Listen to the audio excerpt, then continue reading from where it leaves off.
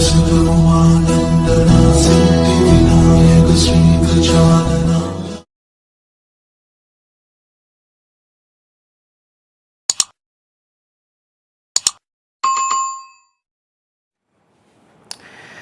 जय हिंद, जय भारत। दोस्तों नमस्कार, स्वागत है आप सबका एक बार फिर से आपके अपने चैनल स्काई स्पीक्स पर। तो आज हम कर्क लगन के जातकों की बात करेंगे। आगामी नवंबर का महीना आपके लिए कैसा रहेगा आपका स्वास्थ्य, आपकी सेहत, आपकी आर्थिक स्थिति, आपकी शिक्षा, आपकी संतान, आपकी नौकरी, कारोबार, इन सभी विषयों पर बारी बारी से चर्चा करेंगे कि ग्रहों का आपके जीवन पर क्या प्रभाव रह सकता है।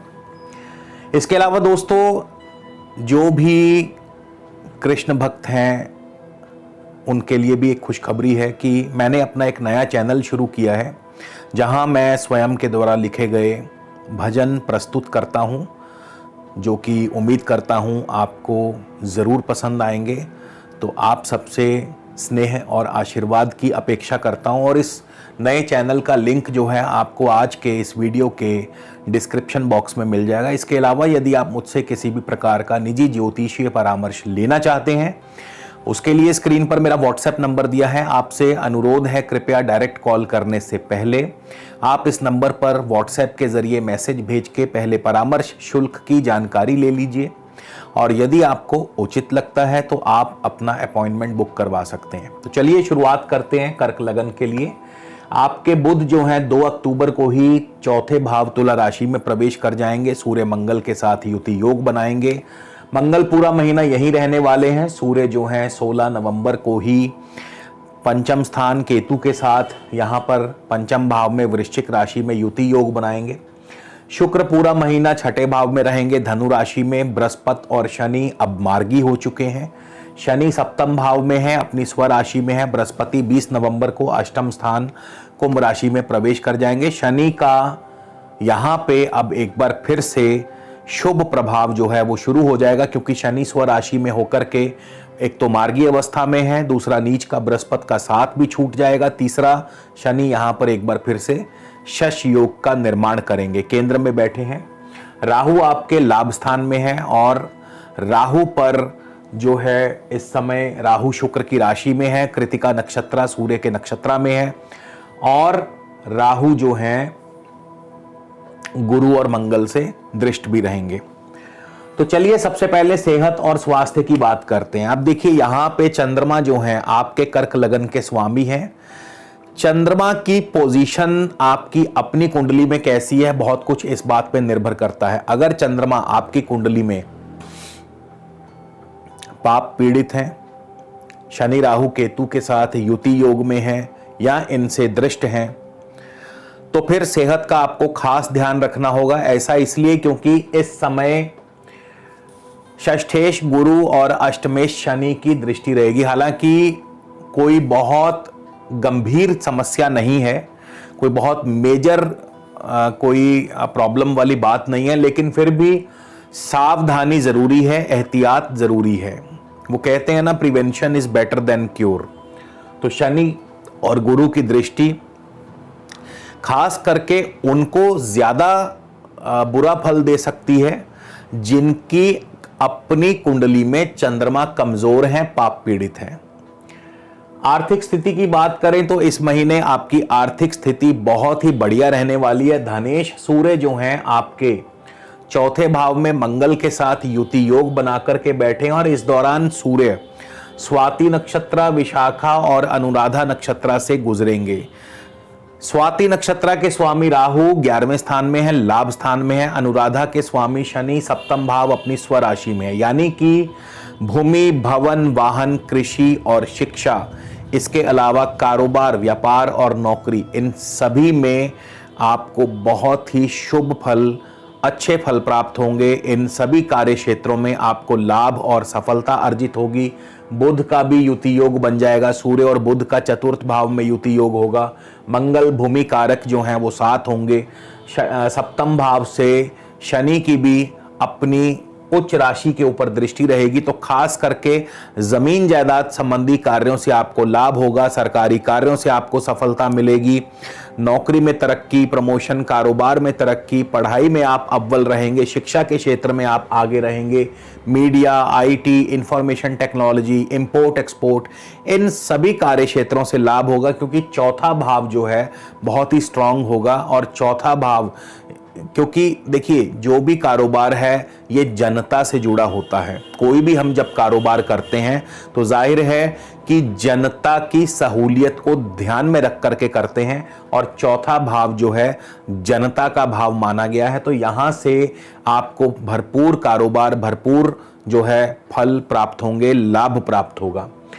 पंचम भाव में केतु विराजमान है, संतान पक्ष के लिए बहुत बढ़िया तो नहीं कहे जा सकते, लेकिन क्योंकि मंगल की राशि में है तो मंगल भी आपके चौथे भाव में है।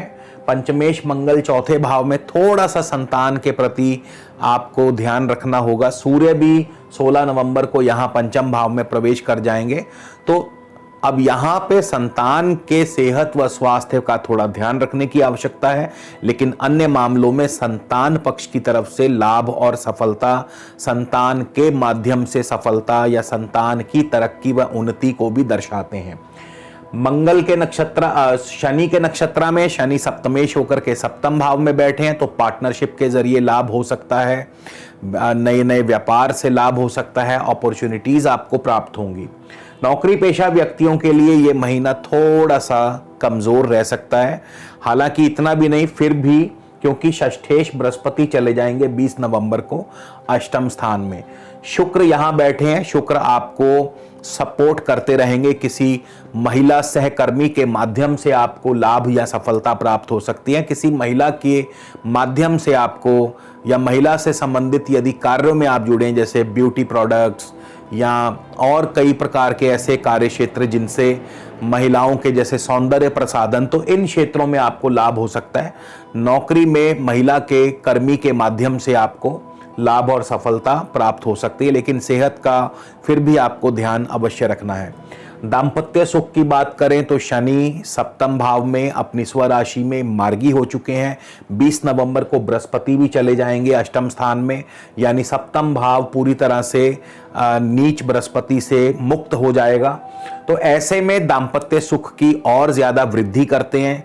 दूसरा, यदि विवाह नहीं हुआ तो विवाह के योग भी बनेंगे। यहां से शनि का सप्तम भाव में आपको शश योग का निर्माण करते हैं, और जाहिर है शश योग, शनि भी भूमिपति माने गए हैं, तो नौकरी में, कारोबार में बहुत तरक्की दिलवाते हैं, नई अपॉर्चुनिटीज मिल सकती हैं, पार्टनरशिप से आपको लाभ हो सकता है, और इसके अलावा नए नए प्रोजेक्ट्स आपको मिल सकते हैं।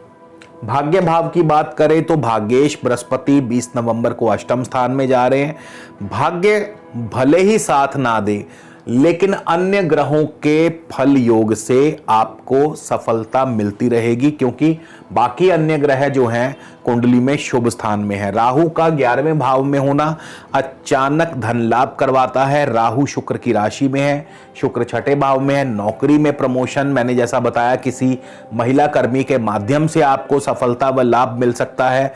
फिर राहु जो है सूर्य के नक्षत्र में है, तो सूर्य चौथे भाव में जमीन जायदाद से आपको लाभ करवा सकते हैं। गुरु और मंगल की दृष्टि भी रहेगी, मंगल पंचम भाव के स्वामी हैं, शेयर मार्केट से या संतान के माध्यम से लाभ करवाते हैं। बृहस्पति जो हैं षष्ठेश हैं और भाग्येश हैं, तो इंपोर्ट एक्सपोर्ट से आपको लाभ करवा सकते हैं। तो राहु भी लाभ स्थान में आपको बहुत ही बढ़िया तरीके से शुभ फल देंगे। मित्रों के सहयोग से, बड़े भाई बंधुओं के सहयोग से आपको सफलता और लाभ मिलता रहेगा।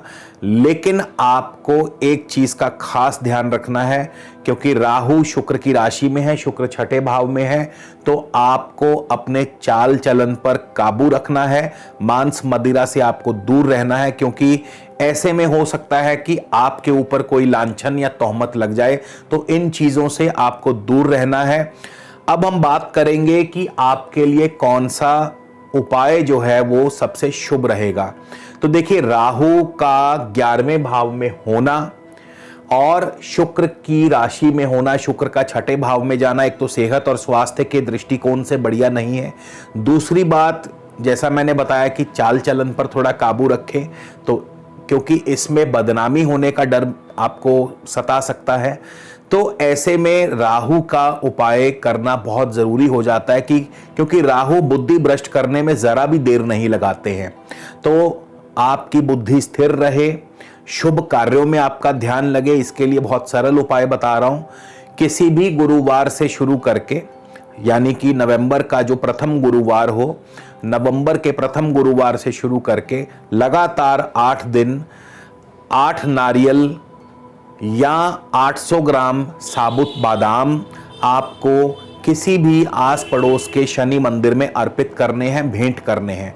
ऐसा केवल 8 दिन लगातार करें तो निश्चित तौर पर राहु का कोई भी बुरा प्रभाव आपको नहीं मिलेगा और आप पर प्रभु की कृपा दृष्टि बनी रहेगी। तो दोस्तों, इसी के साथ आप सबसे विदा लेता हूं।